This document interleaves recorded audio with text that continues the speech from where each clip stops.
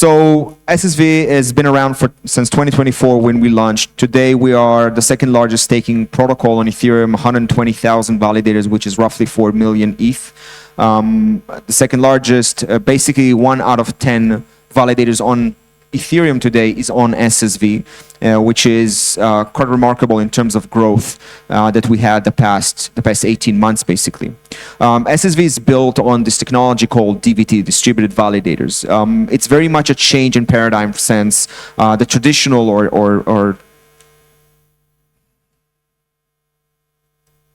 or the normal way of running a validator in a centralized one place. DVT offers the ability to run validators on multiple machines, and they coordinate through the DVT protocol and then execute in the behalf of the validator. If we can distribute the actual validator at scale, we can distribute Ethereum at a larger scale, and that's exactly what our mission was when we launched. We did a lot of work on the networking side, the cryptography side, and also the performance side to make sure DVT is far beyond what the current stack offers. We are consistently the top performers on places like Rated, and that includes all of the validators. SSV is completely permissionless, which means anyone can join. It's not a curated list of operators, and so being at the top performance all the time is quite remarkable in that sense. And we couldn't really done that without a huge amount of different partners and developers coming in and building on top of SSV, which is something that we are extremely proud of. Anything from solo staker through LSTs, LRTs, and big exchanges even are now on SSV. We built SSV, the SSV client, from the ground up to be a DVT client. That's what enables the unlock of performance and the robustness of the client. But it also opens up a lot of doors to do other things. For example, we are the first DVT protocol to have a multi-client approach. Sigma Prime, one of the leaders in developing a beacon chain client, actually develops a second client for SSV. It's currently on public testnet and will be launching into mainnet in the next few months. And from the ground up, we build the client we have with programmability in mind. Validators evolve as we go along quite rapidly, and building it in a programmable way which enables extending the validators is quite significant. You know, when we started staking back in 2020, validators really did two things, two main responsibilities for Ethereum: data availability and settlement. That's pretty much what they did. But almost as soon as the merge happened, another type of responsibility, or service, if you will, was added to validators. MEVs is one of those services, completely opt-in, outside of the core of Ethereum. And being able to programmatically add support for additional responsibilities is really, really important, especially with the involvement of pre-confirmations and base sequences, which is really additional responsibilities the validators take upon themselves as we move into the future.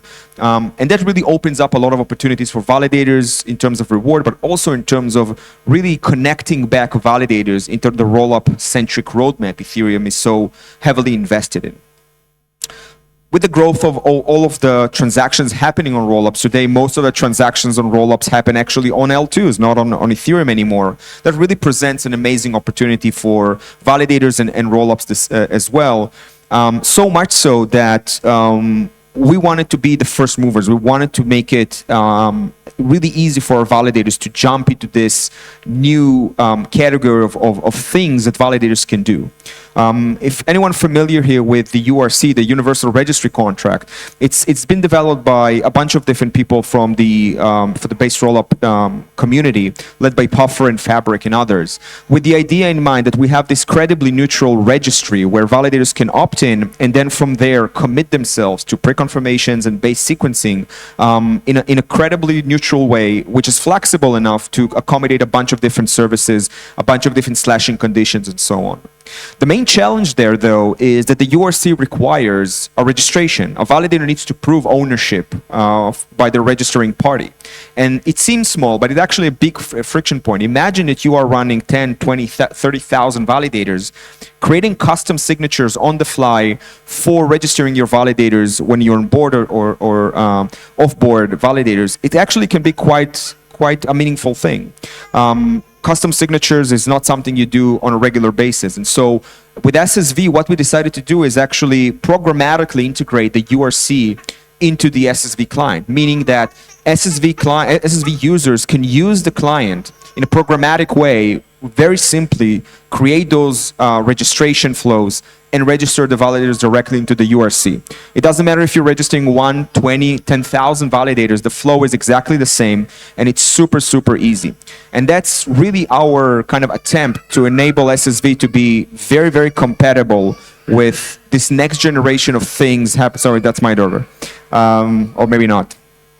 To SSV to be very compatible with the next generation of services that validators can opt into.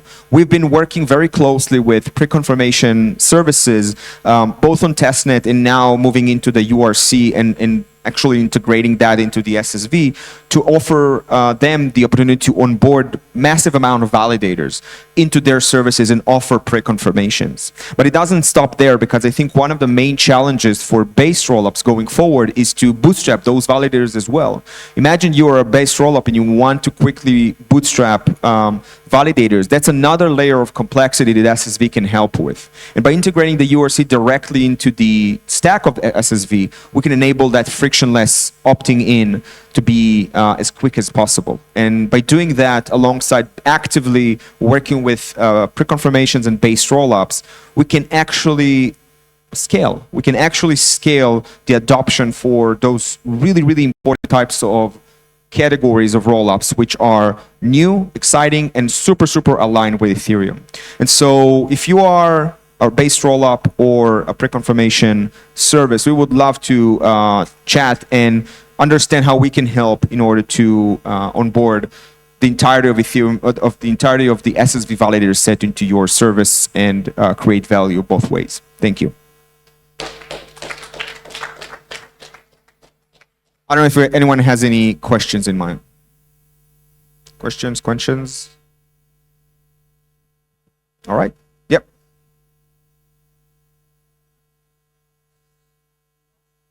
Oh, I can't hear